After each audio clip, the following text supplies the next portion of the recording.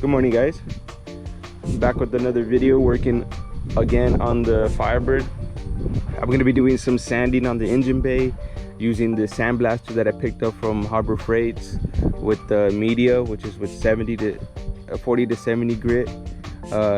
Also got my protection wear, but yeah, that's what I'm going to be doing today, because I'm going to be sandblasting this radiator core support, just because you can see that it has some rust, surface rust on it that is kind of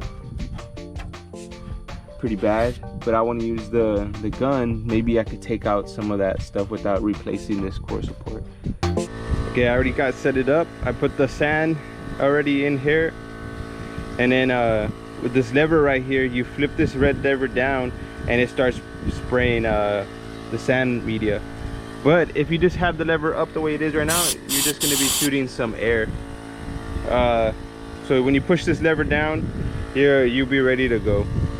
Okay, so I started using the Sandblaster gun, and I got it dialed in to start shooting the sand. It does okay. You can see where, oh, you can't see, but right here, actually, yeah, you can. That's where I sprayed at, and it took it down to bare metal. But it's a very messy job. I say wear goggles, use good respirators, because you don't want to get this in your system, because it's just sprays everywhere. You can see by all the sand, the white media right here, the sand media, it's everywhere over here, and that's because I was spraying from the inside and it was just going everywhere. Yeah, I recommend you guys use good eye protection, because this thing it's gonna get in your eyes if you don't have the right stuff. But let me show you how it is.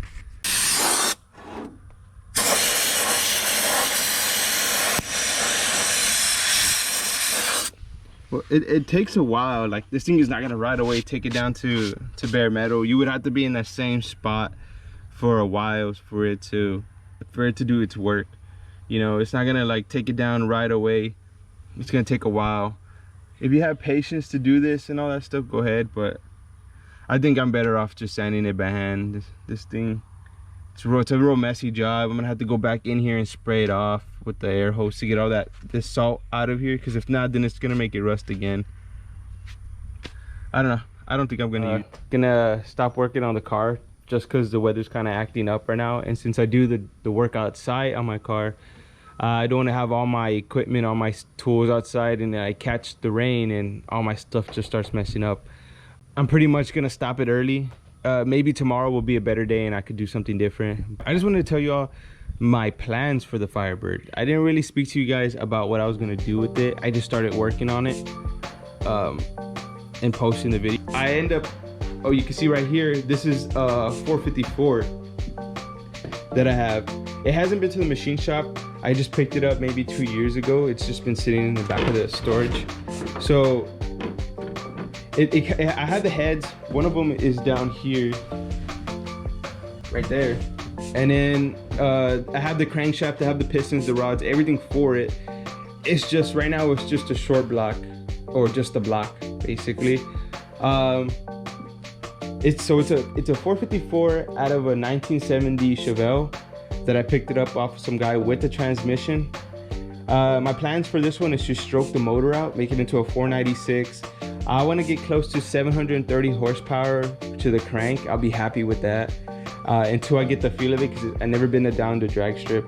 I've never been in a car with more than 300 horsepower. So I don't want to go too crazy with it and damage my car just because I want to go fast. I'd rather get the feel of everything first, how the car rides, how the car controls, how the engine works in a car like that. So 730 is a lot, but it's compared to what people are running nowadays. They're going maybe like 1,000, 1,200, 800 plus. So I would rather keep it at 730 to the crank and whatever to the wheels. So I'm comfortable with that until later on in the future I get comfortable. I put a 572 big block Chevy in it, which is my dream. But as of right now, 454 stroked out to 496 will do. Right here, like I said, this is a 305. I painted it with some engine paint. It's already bored over, 60 over. Yeah, I just gotta drill in the like thread in some hoses, thread in here, and put the plugs in. It has new crank bearings. I mean camshaft bearings. It's bored. It's cross-hatched. The surface is flush. The heads, I'm gonna buy heads for it. I'm looking at buying like, because it's 305. It's a 305. You can't really make any power. Like, you're better off just buying a 350. But it came out my Firebird, so I want to keep it. And if I do have other project cars coming in, I have this motor to stab into a new project car. And when I want to sell that project car, take the 305 out, put it, you know, recycle this engine. I do not want to get rid of it. It's the engine that taught me everything and showed me everything. I do not want to get rid of that. So that's just that.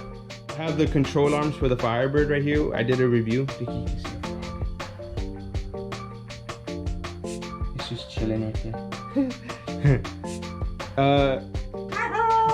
So this is the 305 A-arms. I mean the Firebird A-arms. The other Firebird A-arms right there. I did a video on it. And then this is the K-member I was talking about from UMI. You can't see because it's pretty dark, but it's in here. And then the other parts for it is down here. Like I said, that's the reason why I want to get the engine bay done, so I can start putting on this stuff, the spindles, and have it rolling. But yeah guys, that's pretty much what I wanted to tell you all about the car and why I'm working on it. And it does have a good past to it. That's why I do not want to get rid of it, and that's why I'm so dedicated in putting money into it. Just because like it has a sentimental value to me, and I don't want to get. I want to keep driving it, you know. My truck, my Dodge truck, I do have plans for it. That's probably the only car that I'll be putting a modern engine into. These are just dreams, and these are just hopes I could get around to it. But I do want to put a 392 Hemi in my truck. So, but yeah, guys, that's pretty much what I wanted to say, like about me and my plans for the car. But I'll see you guys in the next video. Peace.